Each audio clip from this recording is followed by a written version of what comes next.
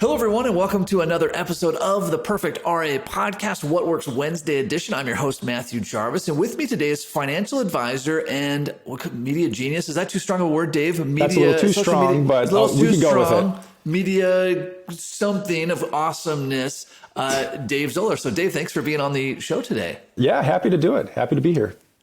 Well, Dave, I was especially excited to have you on the show because you are part of a very successful financial planning firm. You've done very great work in the form of getting great results off of social media, and really want to chat a little bit today, kind of what the difference is between social media that generates results and social media that's just playing office. Like me making random remarks on LinkedIn is not the same as you having a really dedicated strategy that's driving clients. Yeah, I get that. So I think the big thing with, well, number one, a lot of stuff is a test, right? When you get going, you might be doing a little bit of playing, and then you might find something that actually works.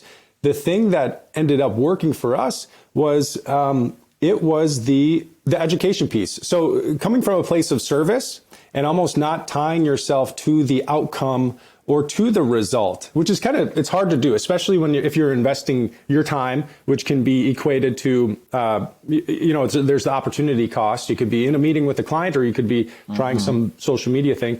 But I think the important thing is, if you do come from it as a place of service, trying to help people before you even meet them, or maybe someone you'll never meet, if you can do that and do it consistently, at least for us, that's what has worked. Ever since the beginning, when we started in 2019, that was the point where we had this great team. I mean, we've always had a really good team, but the team at that point was doing so much, which freed Tim and I up to go a little bit outward with the marketing. At that point, we were only getting inbound referrals from a CPA relationship that we had, of course, which was fine. And then other client referrals, which was good, but it wasn't very consistent. And we didn't have a great system for increasing the number of referrals at that point.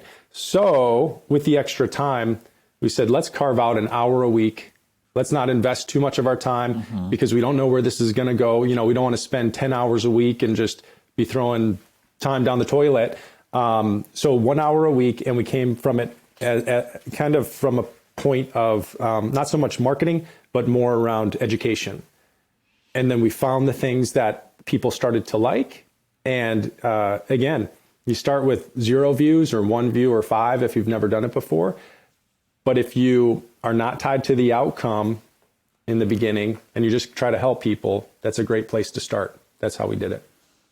Dave, how does that look, in a post or in some kind of thing, the difference between marketing versus like really trying to help somebody out, right? I mean, I can think of some examples, but this is really kind of your expertise here. So if I'm an advisor and I want to get whatever channel it is, how would I know if I'm marketing versus I'm really, what's in it for them, I'm really delivering? Yeah, well, that's a good question. I think one of the interesting things was as you're going through as anyone who's listening right now is going through their week, you wonder how many questions you get, either from prospective clients or from current clients or just from friends or at a party or whatever it might be. What if you took those questions and instead of delivering one-on-one to the person who asked you, what if you took that question, put it in a framework? We actually found a framework that worked that was just like someone's got a problem, right? They're asking a question, they don't know the answer. It causes some sort of pain. Maybe it's just being uncomfortable, or maybe it's causing more of a financial pain or worry or something like that. There might be a potential. So usually there's a solution. Again, we got to be careful with what we're saying and compliance, things like that. But if we can think of that as the problem, pain, and then the solution, that to me, and again, the question was around more of not just wasting. Yeah, not just because we see posts where people are just self-promoting, right? They're like, hey, we at XYZ Financial, we do a good job. That's not really serving anybody. Like that's not, but I like this, like, hey, a client asked X and the answer is Y. Right. And again, I think this point that you made, Dave, about I'm writing this, how can I write this to make it the most beneficial for the end user versus me trying to like a thinly veiled pat myself on the back? Yeah. So so that would be, the pat on the back would be more of if you're trying to attempt someone or talk people into doing something or talking about you and yourself and that's more convincing, right?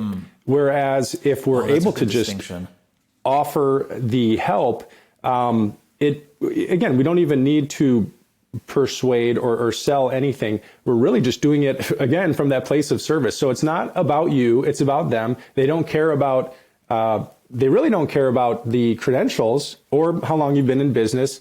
They don't care about you as the person even though if they were watching you or reading your stuff, they will care about that. And that stuff's important, but not in the beginning. In the beginning, it's like, what is the thing on my head? If you can enter the conversation that they're having in their head right now, and you can do that through social media, that's gonna blow them away. I mean, we've had people who, the really nice, well, in the beginning, in the first 3 months of doing this, back in 2019, and we started to record videos a few weeks, or probably a month in, after trying posting text posts. Then we started to record those 30-second videos. Very shortly after, people would say, I feel like I know you already. That's a great thing, right? You're already starting the relationship before they even meet you face to face. That's pretty powerful. That gave us a lot of encouragement to keep going. But then the wild thing is, as you keep doing it, and if you're consistent, and if you continue to help that same person over and over, you don't know what's happening, but it is, as you continue to be consistent, then what they say now is, man, I've been watching your videos for a year, and I was just thinking, if you've helped me this much already and I've never met you, I wonder what it'd be like if I gave you a call. And then that develops into a relationship and a client, and it's pretty cool. No, that makes a lot of sense. I think a filter that comes to mind is just as a consumer of content, right? What posts do I look at that I think, oh, I'm really interested in that? Like we're not setting aside cat videos or something like that, but if I see a place post from, I just took a cruise from Virgin Voyages, like their posts don't help me, right? They're just trying to like beat me down to see their name enough times that I say yes, versus somebody who says, hey, I just went on this trip and here's 3 things I wish I knew on the next trip. That person has nothing to gain there. Now they could kind of thwart that and be like, and click on my 17 affiliate links. Well, now we're going down a different path. But I love this lens, Dave, of if I'm trying to convince someone of something, I'm probably going down the wrong path. If I'm saying, hey, I wish somebody would have told me this, or I had a client that said, I wish that I would have heard this, I think you're probably closer to the right path. Yeah, I think so too. And I've heard too, I don't always follow this, but having about 75% of what you do, so 3 out of 4 posts would be the trying to help and serve, and then maybe 1 out of 4 could be the more personal touch, or it could be, I mean, there's some people who it's nothing but personal, or but you got to have the right mix. I want to pull out a thread that you mentioned just briefly, that when you started down this path, it was just written posts. So you didn't start with a full-blown production studio with expensive cameras and a video production crew. I mean, that was several steps down the line. Yes. Yep. It was, in the beginning, Tim and I, it was 1 hour a week, and it was only text posts, and it was pretty much answering those questions that we got. It was also reading other content, reading other financial or advisor content, and thinking, oh, I could put an interesting spin on that. For instance, one of the videos, again, this is fast forwarding about a year since the beginning of July 2019, but one of the videos was the Roth conversion sweet spot. That was one that was popular at the time. That wasn't an idea I invented, but it was something that I saw, and I'm like, oh, that's interesting. How would I tell my clients about this idea of, the right time to convert your Roth IRA? So you could do something like that. Answer questions. You could see what else is working. Put your own spin. You never want to copy the words that people are saying or the exact thing, but you want to write down what it makes you think, because you've got your own filtering system. You've got your own way to communicate. So anyways, it started with those text posts, and after about a month, then we would see, okay, which one got the most views? You could track that on any social media platform. Let's just turn that into a video script. And then that started to progress. And then a month or 2 in, we got that compliment of, I feel like I know you already. And then people started reaching out little by little. There was a piece that was missing, though, that we didn't realize. We were at the time, this will be very helpful to anyone who's thinking about any of this sort of content marketing, free content marketing. We were pointing people directly to a meeting with us, right? Sure. Go to the Which website, is a big step, right? book a meeting. Yeah, it is a big step, even if they've been watching you for a few months or reading your content. So the thing that we figured out was we need a micro commitment or a small micro action. That is not a big step. So we tried a few different PDFs or guides. The one that ended up working the best was a quiz, which was called the How Much Do I Need to Retire quiz. And that's the thing that people would fill out, about 8 questions, and then they would, the answers would come to me, and I would actually create about a 3-minute video, screen share video of our kind of, it was a very simple financial planning software at the time, plug in just about 4 numbers and send that to the person and say, if you want to talk anymore, people around your age are thinking about this, and this. If you want to talk more about that, reach back out to me. And about 25% of people would reach out. So that was the thing, the micro action that delivered. Again, it was like, I'm going to send this to them. I hope it's helpful. If they never call me or reach back out, that's okay. It's really about them, and it paid off. And I think people can sense that in whatever you're doing, whether it's about me or them. I love that mindset. And you mentioned about people sensing that, right? Like, we all sense when we're being led down the sales path, right? And probably the most egregious example is like the used car lot, right? Like, hey, you want your family to be safe, right? You know that everything is baiting you down this. But Dave, your example was, hey, I want them to have an easy chance to get value, right? Going to somebody's office, even if it's virtual, that's a big commitment.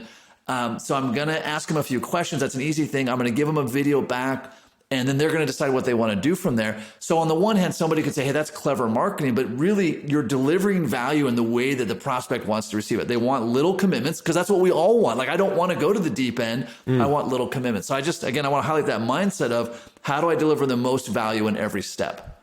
Yep. And it's basic human psychology as well, because like you were saying, you can sense when the person is overeager and is wanting something from you. And you can sense when the person is there to assist and to help. And it's just a natural thing that most humans are very good at detecting.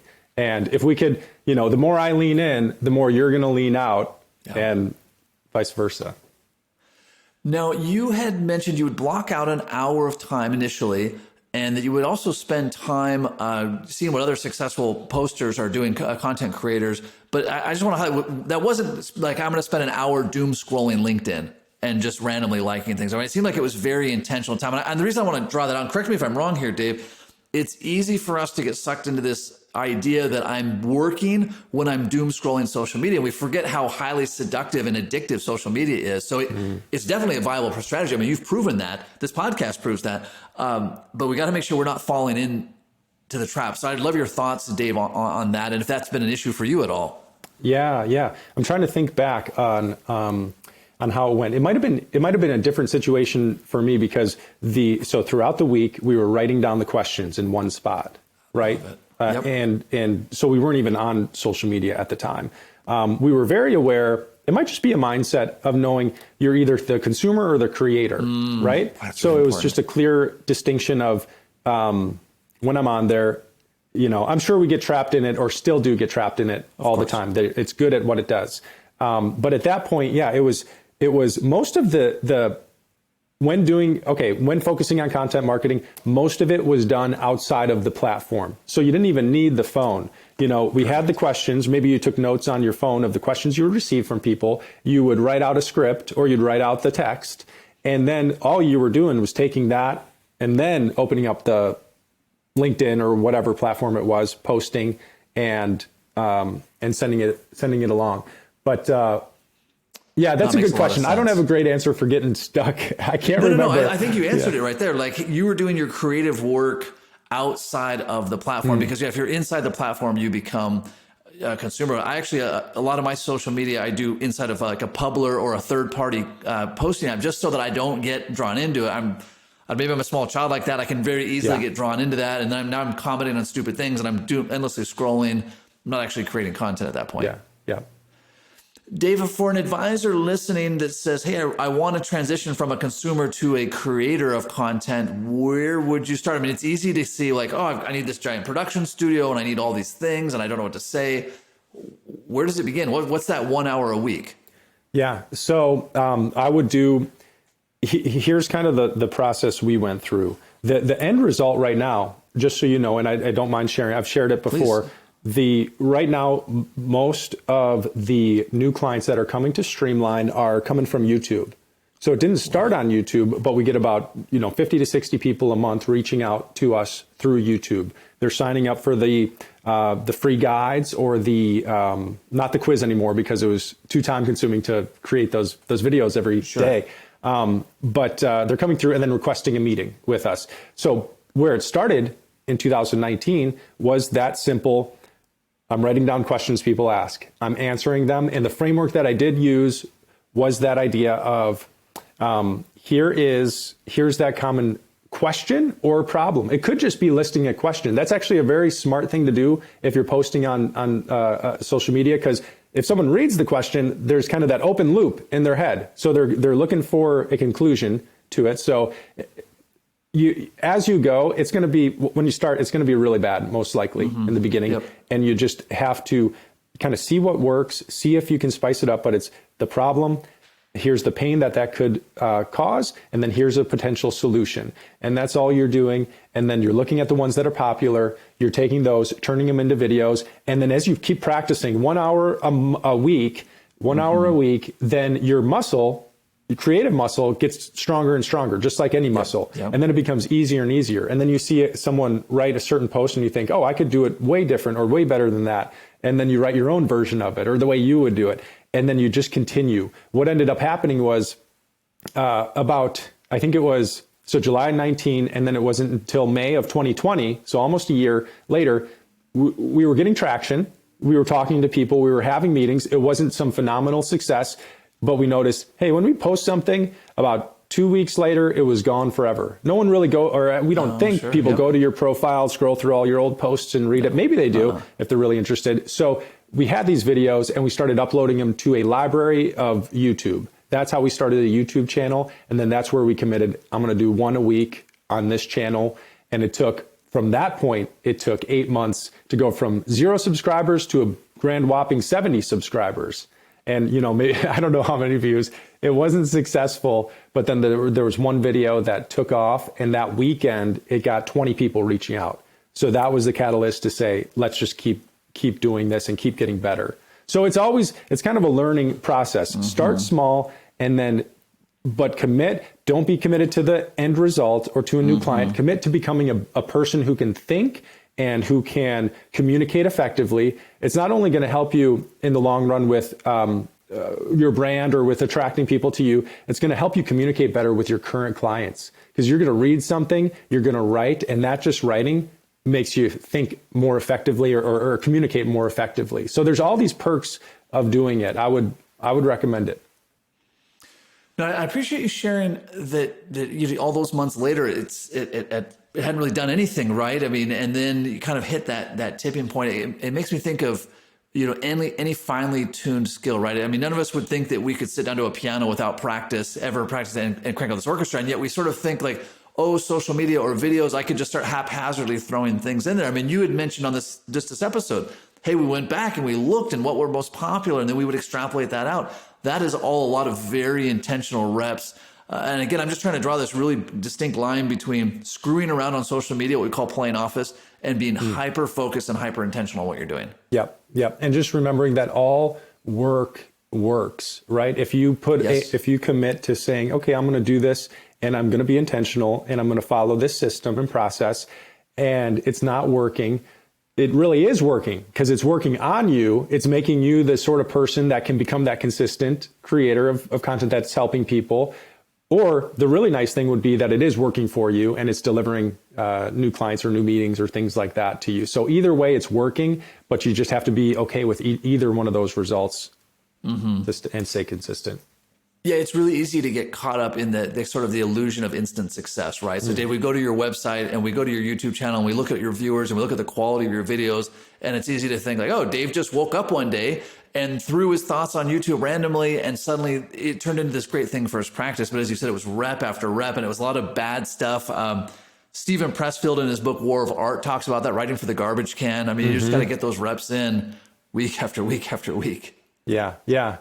So, and if it's of no interest to you and that doesn't sound fun at all, then don't do it. There's a few other marketing channels out there, right? There's one that we don't love. Most people don't want to do, which is the cold outreach, right? The other one is client referrals, which is a good one, or COI, CPA relationships. And then the two that we focused on, we tested out in July of 19 was the content marketing, which took off slow, but then the flywheel is going. And then paid marketing is the other one, which is an option if you wanted quicker results, more results, but also you got to test to see what's working. So there could be a combo. A guy I just talked to recently, Mark Ford of Castor Abbott, he said, if you got time, but you don't have money, go the content route and help. If you've got money and you don't have time, go the paid route. Now, I'm still a big proponent of if it's of interest to you, if you think you have something to share, if you've got knowledge in your head that might be helpful to someone and you come from a place of service, I think the content marketing is just so powerful. It's going to help, even if it only helped 5 people each post, that's 5 more conversations you had that you didn't have in the morning, which is 5 more people that could be helped. So I think it's awesome. I would explore it. Well, and as you mentioned earlier, Dave, it's going to make you, even if no one reads your content, which is true for a lot of content that never makes the threshold of getting posts right, it's going to make you a better advisor. It's going to make you a better communicator. And while those paid channels can work, I mean, you could definitely, if you created 100 pieces of content, no matter what, you're going to be better at your job. Yeah. If you spend $100,000 on paid stuff, you might have something and you might not have something. True. Not saying it's a strategy that doesn't work. I'm just saying it's a strategy that could definitely leave you with nothing, where again, solid content creation is going to leave you in a better place no matter what. Well, Dave, what are some really specific action items that advisors could take? So they're listening to this, they're checking out your stuff online, they're saying, holy smokes, I think Dave's kind of got this figured out. I like this idea. I'm willing to put the reps in. What's an action item that you would recommend? Yeah. Other than, of course, looking up your information, you've got a course that you've got available, some coaching that you've got there as well. Yep. I do share the process we went through when it comes specifically to content marketing on streamlinemypractice.com, or just go to the YouTube channel, Streamline My Practice. That's where I share not just content marketing stuff and marketing in general, but all the practice management things that we're doing at Streamline. It is I heard not too long ago, you're best suited to help the person you were 5 years ago or 2 years ago. And it just is exciting for me to help other advisors who might be one stage behind on the marketing side or the practice management side. So anyways, go there. But I think I would just repeat myself again, said it a couple of times. I would write down those questions people are asking you. And I would try to write short posts and answer them, get them approved by compliance, all the things you got to do. Yep. But start doing that and not be, here's the two things that could stop you, the roadblocks that stop advisors who want to share their advice with people online. It is being judged, right? Not so much by potential clients, but by other advisors. Are you making it for other advisors who are going to judge you, or are you making it for someone who you care about, someone you have empathy for, maybe someone whose situation you were in not too long ago? And then the other reason you stop could be mainly the time component. But if you could set an alarm and do it for an hour, write down questions, try to answer them, see where it goes, and then commit to it. Try for 3 months. That was Tim and I's commitment, 3 months. Nice. And we got the feedback that allowed us to keep going. That's awesome. Well, Dave, I really appreciate your time today. I appreciate helping draw out some of these distinctions between, are you trying to convince somebody, or you're trying to educate them? There was a lot of takeaways. I'm going to go back through and listen to this episode because there was a lot of takeaways that I'm going to use even on this own podcast, right? All right, am I trying to educate someone, or am I trying to convince them of it? And then I love this, put in the reps, right? At the end of the day, every advisor I meet with, and you are certainly no exception to that, they put in the reps and they got to success, or they didn't put in the reps and they're still just kind of playing around. So Dave, very much appreciate your time today. Thank you so much for all that you're doing. And for all our listeners, until next time, happy planning.